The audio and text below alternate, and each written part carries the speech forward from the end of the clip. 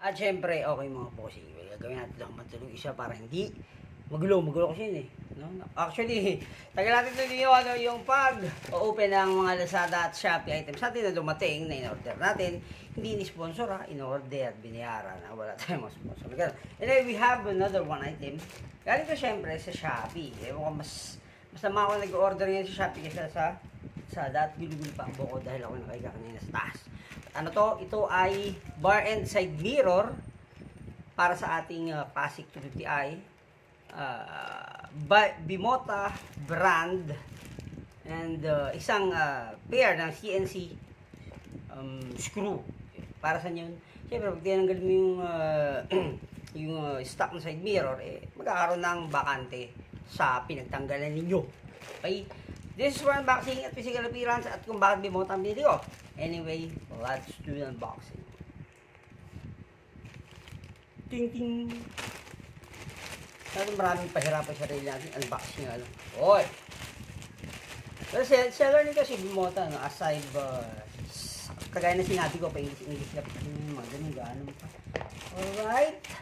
So, yan wala screw ah. Eh baka nasa loob. Kasi siya lang naman yung bilhin ako sa same store na naman ito. Kasi kayo gagawin nyo mga bossing pag may gusto kayong bilhin, check nyo kung sa same store merong same na item na kailangan nyo sanang purchase. Ano po?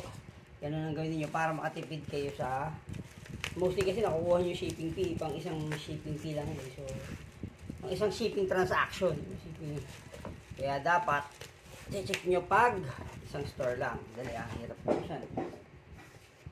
Tapos mga bossing nga pala, kaya ng actually, video ko sana ito kagabi, yung Shopee and Lazada issues ng mga ibang tao dyan, hindi naman bumibili-bili ron. Bakit Shopee bumibili, etc. Ganito yan. Kaya na sinabi ko noon pa, last 5 years ago, yan mga 5 years or 6 years na tayo, or hindi lang pala, simulan ko sa yung Lazada, bumibili tayo yan. 2013 or 14, tama. So, yun nga, kailangan lang ka ako, pag bibili ka sa Shopee, sa Lazada, ito kayo sa mga legit at physical stores na halimbawa, yung mga nagbibenta sa Raon. O, may mga physical store yan doon. Okay, mga boss. Hindi lang basta-basta peki o ano, kalakuha niya. Diba? Okay, anyway. So, wala akong nakakapangis ko ha. Para baka naligyan na nila sa loob. Ito yung ating Bimota bar end side mirror. Siyempre ang pinili natin ang design ay round. Okay, below. Kasi yung kay blue dati, which is ano rin yung kaya kay PNPH natin binili yan. Tag din ano yan yung tag dun. Ano sabi ko, ito yung CNC screw. Ito. 50 ano rin to, 53 pesos dalawang piraso. So, hindi mo nakita masyado. Ilalagay nyo lang doon sa butas ng screwdriver tuloy. Yung mirror. Okay. So, isa na lang papakita ko sa inyo. Same na naman yan. Oh. Oh, see? Very premium mga bossing. Actually, may mabibili kayo na yung 100 plus eh. Oh, napaka-premium niya. Pwede ba lalagyan nyo na lang yung motor? Anyway, depende ha. Ayaw ko kayong turuan sa mga brands or ano na gusto ninyo. No? No, bossing. Ang sinasabi ko lang dito is yung kanyang design. Very sturdy. Very premium yung paggagawa. Diba? Pakaganda. So, magkano to 245 pesos ito mga bossing. Yan. Meron nga isang option sana yung carbon.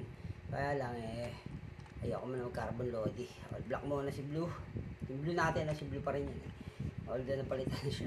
Yung spirit daw niya niya. Oh, you know. Diba ang ganda?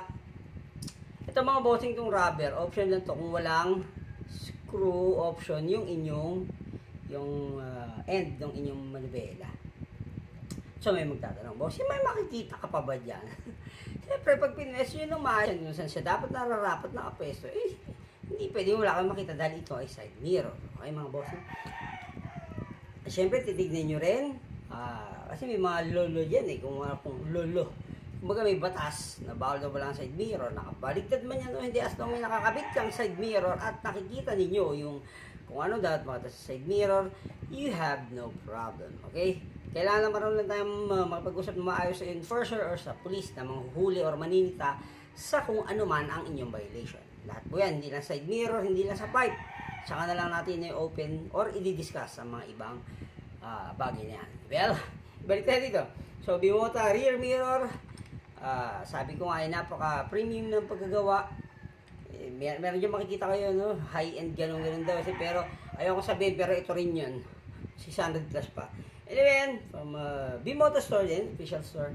And, I purchased din this one from Shopee. Okay mga bossing, ano pang gagawin natin? Ikabit na natin and let's rock and roll.